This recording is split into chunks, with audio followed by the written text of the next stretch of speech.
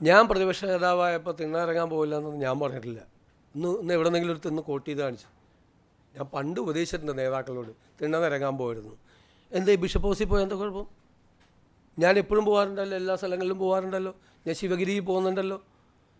മഠാധിപതികളെല്ലാം എന്നെ കൻ്റോൺമെൻറ്റ് ഹൗസിൽ വന്ന് സന്ദർശിച്ചിരുന്നു. ശിവഗിരി എന്നെ അനുഗ്രഹിക്കാൻ വേണ്ടിയിട്ട് അവർ വന്നിരുന്നു. എത്രയോ ആളുകളാണ് വരുന്നത്. ഇപ്പം ഞാൻ എന്താവശ്യത്തിലാണ് അവിടെ പോയത്? ഞാനിവിടുത്തെ ക്ലീമീസ് ബാവയെ കണ്ടിരുന്നു, കർദിനാളാണ് അദ്ദേഹം.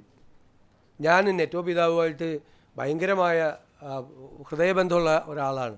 എനിക്കിഷ്ടമുള്ളവരെയൊക്കെ ഞാൻ പോയി കാണുന്നതിന് നിങ്ങൾക്ക് എന്താ പ്രശ്നം? അതിന് അവിടെ പോയിട്ട് എനിക്ക് എന്തെങ്കിലും ആവശ്യം നേടിയെടുക്കാൻ പറ്റുക? ഇലക്ഷൻ കഴിഞ്ഞ് ഞങ്ങൾ ജയിച്ചു, പിന്നെ ഇപ്പോൾ അവിടെ പോയി തിണ്ണനിറങ്ങണമെന്തിന്? സാധാരണ ഇലക്ഷൻ ജയിക്കാനും വേറെ കാര്യത്തിനും അല്ലേ തിണ്ണനിറങ്ങണമെന്ന് പറഞ്ഞത്.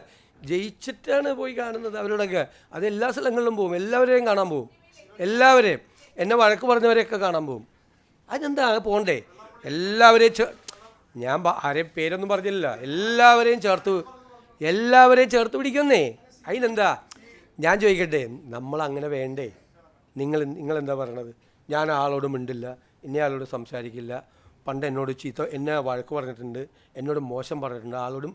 ഞാൻ ഈ പൊസിഷനിൽ നിന്ന് അങ്ങനെയൊക്കെ ചെയ്യാമോ? അങ്ങനെ ചെയ്യാൻ പാടില്ല. ഞാൻ എല്ലാത്തിനോടും ക്ഷമിക്കാൻ പറ്റണം നമുക്ക്. ഞാൻ മനസ്സിലൊരു വിഷമവും കൊണ്ടുനടന്നിട്ടില്ല. ഞാനന്ന് പറഞ്ഞത് UDF കോൺഗ്രസിനെയൊന്നും പറഞ്ഞില്ല, എന്നെയാണ് പറഞ്ഞത്. എന്നെ ഇഷ്ടമില്ലാഞ്ഞിട്ടാണ്. അത് മാറ്റണം, ആ ഇഷ്ടക്കേട് മാറ്റണം.